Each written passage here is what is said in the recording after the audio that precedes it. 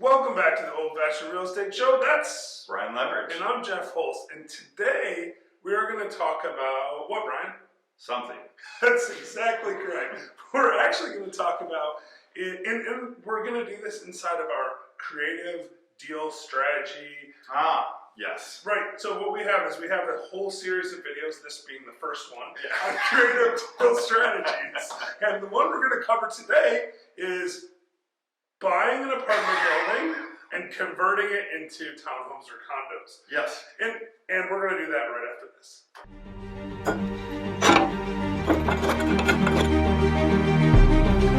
Welcome to the Old Fashioned Real Estate Show, where hosts Brian Leverage and Jeffrey Holst for our old fashioned real estate advice. Okay, so today's creative deal strategy is converting. Now, one thing to think about before we get too far into that is the reason we want to do this series on creative deal structures is sometimes, especially in a challenging market like we're in now, you have to look at how can I shift a particular asset from one thing to another to create a tremendous amount of value. Yeah. And we've done that a couple of times with apartment conversions. So let's talk about how that process works and what kind of stuff people would need to think about before doing it.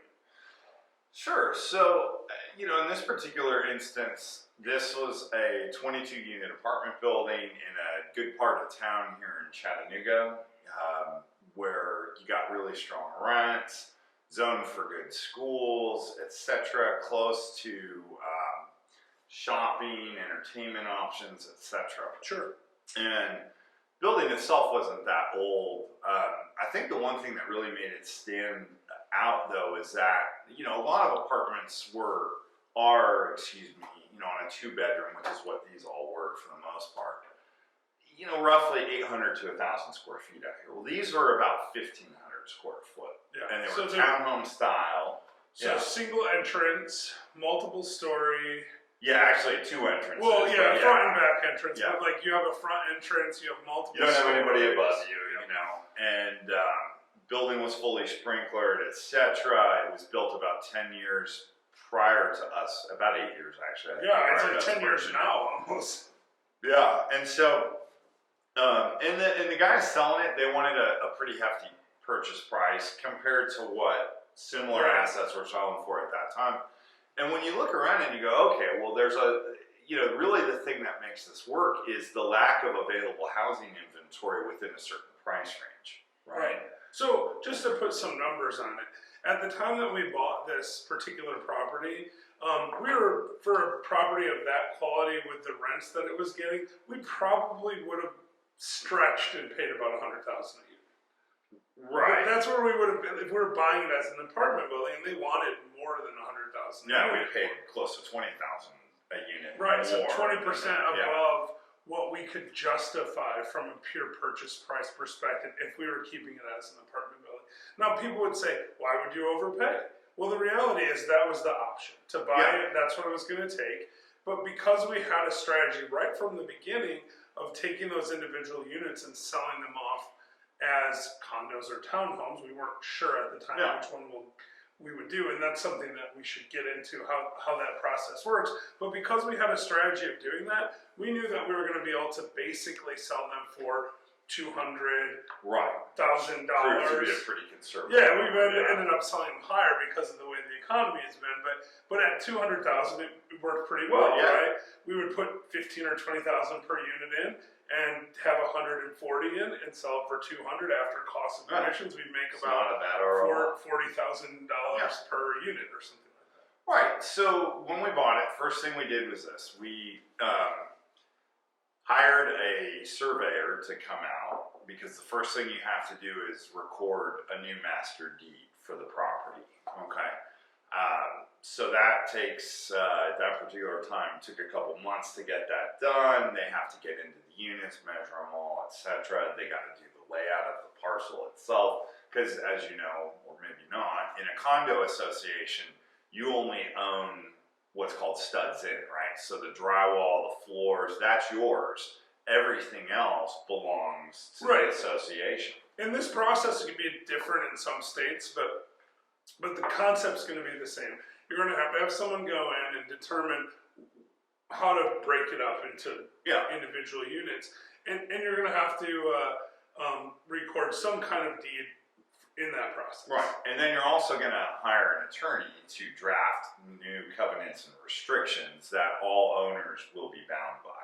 Right, so you're going to create deed restrictions. One, in the primary one being that they're subject to the HOA, which you're going to also have to create. So your attorney is going to draft HOA documents as well. You're going to form a board for that HOA. Yes. Which, when you own all of the units, is probably going to be you. Yes. And generally, there's requirement to have like a president, vice Frankly, president, it's a lot easier to deal with at that. Yeah, it's true. Having now sat on 2 separate condo boards, I can tell you it was better when we were the only owners. Passing votes, for But example. you have to be prepared to spend some real money on this, right? You know, it's going to probably cost somewhere between $15,000 and $20,000, depending again on the size of the project. And those are probably your lower end numbers, to be honest, right? Because if you're doing this on a 100-unit building, you're going to spend a lot more. This was a 20-unit building, and our average cost was about $1,000 per unit to get it converted, create the thing, and we just build that into the cost. It's like essentially a remodel or cost at that point. Right, and then once you've got those things recorded, in our case, what we did is we waited for some of the units to turn over organically. That is, people just gave notice to move out because they were wanting to move someplace else for whatever reason. And then we had a scope of work to renovate these units where effectively we made them not really look like rentals, which they most definitely did when we bought them. This is things like replacing flooring, replacing the carpet, getting rid of carpet. Yeah, there's carpet on the stairs, for instance, so we did stained oak treads there. We upgraded the granite in some of them, the light fixtures, etc. But make it into a place that someone would be proud to call their own. That's really the strategy there. So we spent a little bit more on renovation than we would if it was just an apartment. In fact, frankly, if these were going to just continue to be rented, we might have just painted them and gone on. Well, and then we did, right? We painted the whole exterior of the buildings. We resealed and resurfaced the parking lot. Rebranded the property, gave it a name, created a banner sign for it so that people can have better street visibility. And then, the other thing that's really important with this is that most condo associations, at least in this setup, won't really ever qualify for agency financing. That is, Fannie Mae, Freddie Mac back financing, or FHA for that matter, primarily because there's rules against entities or individuals owning more than a certain percentage of the units. So many of the units have to be owner occupied versus non-owner occupied and so forth. In other words, rules that basically kick guys like us out of the box almost from the get-go. Yeah, I mean, there are ways to get around this, right? Like, for example, if you vacate the entire property, you can sometimes get it approved. Yeah. But that's a very expensive habit. And one we didn't necessarily budget for. Did not budget for that. So, but it's okay, because when you're looking at that sales perspective, just because it can't get traditional homeowner agency financing doesn't mean there aren't buyers for that property. So if you can do what we did, which was work with some local banks to come up with some products that would be attractive to homeowners, so it might be 10% down instead of 5% down or something like that. But it's something that if someone wants to live there, they can sort out how to do. Well, and ironically, those partner lenders have better rates than you can get through Fannie Mae or Freddie Mac right now. Now, you might have to come up with a smidge more down payment to get into them, but say 10% versus like 5 or something. But they're still, and because of that, they tend to sell a little bit slower than maybe one that has that kind of backing from the get. So when we talk about this particular deal, we have a situation where we're coming in way over on the sales price, so that's giving us a really nice and healthy return. I mean, we're selling them for $240-ish instead of $200. That's a pretty big difference when it's 22 units. I don't know, the $800,000 or something like that, more money than we originally budgeted, which of course is really great. But we're also taking a little bit longer, which is meaning that it's taking a little longer to get that return. Yeah. And part of that's because we've gone through, COVID and the pandemic. Right, we and projected interest rate 3 years increases and all this stuff.